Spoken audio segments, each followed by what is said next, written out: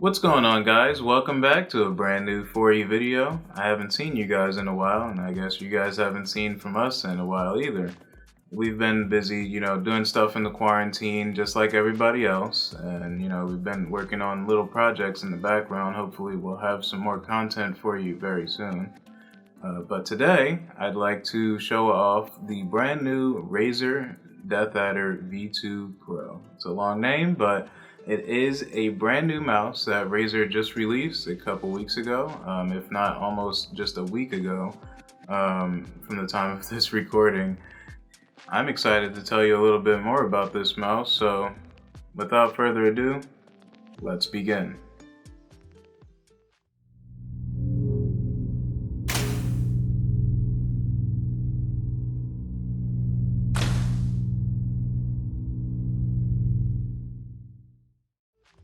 Razer DeathAdder V2 Pro is just like every other Razer product, full of RGBs and ready to fly and do all kinds of crazy stuff. If you've seen the promotional trailer for it, you'd think you're buying a brand new battle station or something like that. Versus coming daily under pressure. Working on applying the scheme, the true style trademark is at the edge of your dreams. I'm talking. Yeah. The mouse comes with two programmable buttons on the side, which allows you to go forward and back by default, or you can program them to other actions if you wanted to. There's your regular left and right mouse click, as well as two different sensitivity buttons, one for going up and one for going down. These can be reprogrammed within the Razer Synapse software that'll allow you to then change where your maximum sensitivity will go and where your minimum sensitivity will go, and everything in between those points. As with nearly all Razer hardware these days, they all come equipped with Razer Chroma, Razer's own in-house RGB solution, which will allow you to connect all of your Razer devices that are Razer Chroma enabled and allow you to change their RGBs from any color in the spectrum that you'd like. If you want to set up different settings so that you can have it either breathe, if you want to have it glow, if you want to have it static, if you want to have it do some ripples and waves.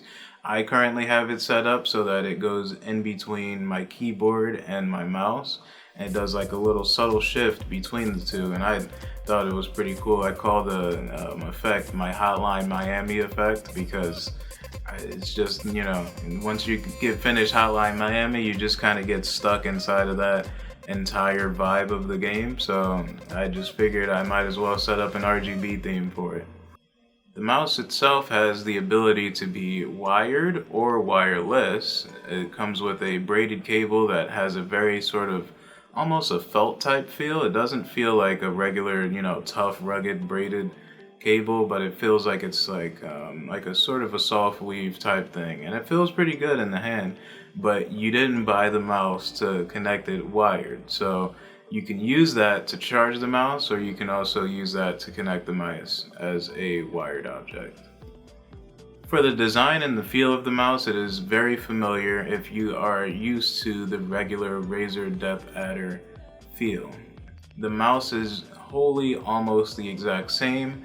The formula has not changed, and I don't think that anybody would actually complain about that. In terms of something that's had as many revisions as the DeathAdder has had, you wouldn't want to change the way that the mouse looks or feels at this point in the game. It's just, right now at this point, it's an upgraded mouse with upgraded hardware, but the feel is still the same thing that you've come to know and love if this is a product that you've had in the past. The rubberized grips on the sides allow you to have a better grip of the mouse while holding it in your hand, while the top half of the mouse allows you to feel a very smooth feel along the mouse, which it doesn't feel like you are really holding anything that's sort of too plasticky or anything like that, and it's not too rough either. It's just like that good in between. Your mouse feels good in your hand, and it doesn't feel like you're going to really lose traction or lose the ability to hold onto the mouse properly. As long as you grip those sides, they give you a good grip, they give you a good feel in your hand, and it's sort of like almost ergonomic to an extent because of the way that it kind of props your hand up. Now let's get on to the wireless versus wired debate. My biggest issue as a ex-competitive gamer is that I have always had a huge contention with wireless devices, whether this be a wireless keyboard, a wireless mouse, a wireless headset, whatever it might be. There is always a drawback to wireless devices. This is not exempt from that case. This is still a mouse that is still wireless and it still has its problems. During my initial testing with the mouse while I was using it wirelessly in the 2.4 gigahertz dongle that you can put into your computer and switch that option on the mouse rather than using Bluetooth, as my motherboard does not support Bluetooth at this time, I was finding that the games that I was playing were giving me all kinds of crazy issues where I was 1 second I was, snapping between different targets, shooting this person here, shooting this person there, and then the next thing you know, it's like I'm doing this, and then the next second I'm doing this, and this, and this, and this, and this, and this. And there was no smooth motion, like I was going from this to this. So it seems as though, and I'm not sure if this is a product defect or if this is something that, I'm running into specifically. I haven't seen many reviews on the mouse yet, so I don't know how well other people are receiving the wireless capabilities of the dongle, but I've had cheaper mice in the past, a Dynex like $20 mouse, that's never given me issues as bad as this. So I'm interested to see if there's maybe some software updates that'll come down the line, or if it's an actual hardware defect, if it's something that I can have addressed by Razer. Maybe they can give me a new dongle. Maybe it's just running into some crazy interference from some other devices, but I don't have any other Bluetooth or wireless devices that are connected within the spectrum of the mouse and my dongle. So the only thing that I was able to do was move the dongle to the side mount on my monitor. I have 2 USB ports that I was able to plug it into. After I did that, I was able to have a smooth connection, but that was only because it was so close to my mouse that it just didn't really matter. If I used it in that same configuration and moved slightly across the room, it would return to the exact same issues that I had before. And that's my biggest problem with the mouse, because if I'm trying to do any type of gaming or feel like I have freedom of movement, your idea of being untethered is always, you have this sort of veil of disguise that you feel like you are, completely untethered. There's nothing there between you and the computer. But then when you see little nuances like that, that's when you realize that it's still a setup that is connecting with, archaic technology that just hasn't really made itself at a point in which it's been flawless, For people who are using things like their computer in one room and then wireless devices in another room connected to a display, this is not going to be a solution for you. This is not a solution that I would recommend, because it doesn't have the range that you would like it to. Whether you like to use the Bluetooth or the 2.4 gigahertz dongle that is included with it, it is not going to work for very long range. I have tested this in both Bluetooth mode as well as 2.4 gig mode, and it is not something that has improved for either one. In fact, I feel like the Bluetooth is a lot shorter range than the 2.4 gigahertz, which is to be expected, but it leaves you at a point in which you don't really have a lot of options other than staying at the desk that you're already at, which makes you wonder what's the point in being untethered at that point anyway.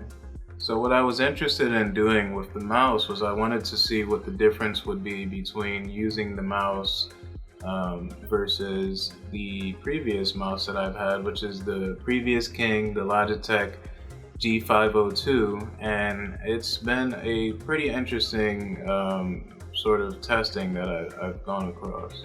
The G502, I feel, unfortunately still beats this mouse out, whether it is wired or wireless. I do not have the G502 Proteus, which is the one that is wireless, but I have seen other people use it, and I do have other people that I know that have used it, and it has been having a better long range ability, and it does have a more accurate feel to it. A lot of times what you may notice with the Razer is while you may have, perfect movements and it's not stuttering, you will feel some sort of latency. You will feel that there's sometimes where it just doesn't feel accurate. You may feel that there's like a small stutter step in between your small motions. So if you're trying to like play Call of Duty and you're using a sniper or something like that, you may notice that the reticle is just going to just jump just ever so slightly, and if you do any sort of precise actions, you know that that is not something that you want in your peripheral, especially a device that's touted as a high precision device. Optical versus mechanical switches. It's still not at a point in which optical switches are consumer grade in all devices yet, so we don't have any foolproof testing with it yet. We don't have enough information to be able to grasp and say this is better than the other, but I will say that it feels, at least, like the Razer has a shorter throw distance between when you can click and when your click is registered.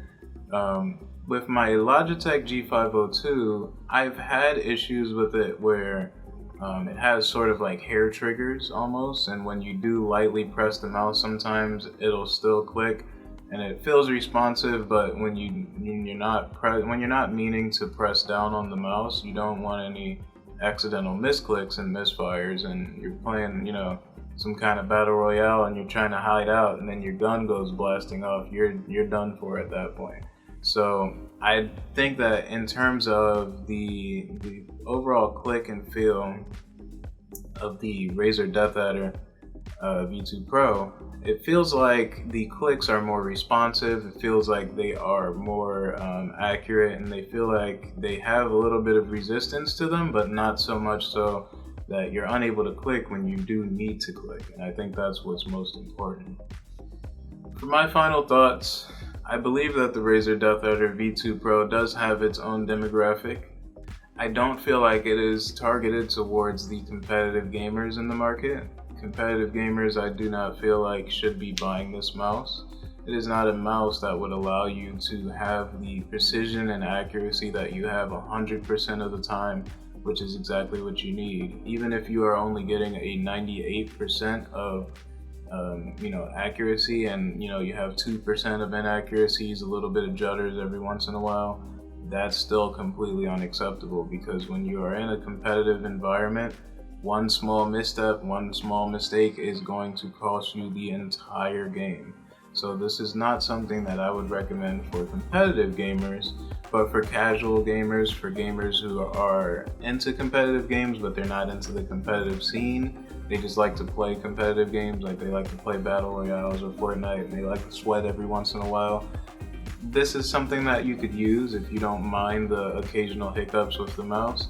Again, like I said, maybe later software updates may allow the mouse to interact with you more freely. You'll give you more freedom to move the mouse in longer distances, and you won't have so many hiccups in between things. I know that with my Logitech, I've had issues with it that have been resolved with software updates over time, and it's such an old mouse now, it's hard to compete with something that's had such a long line of software updates that it's almost nearly perfected at this point. So in terms of the mouse overall, I feel like I'd give it an 8 out of 10 if I had to give it a rating.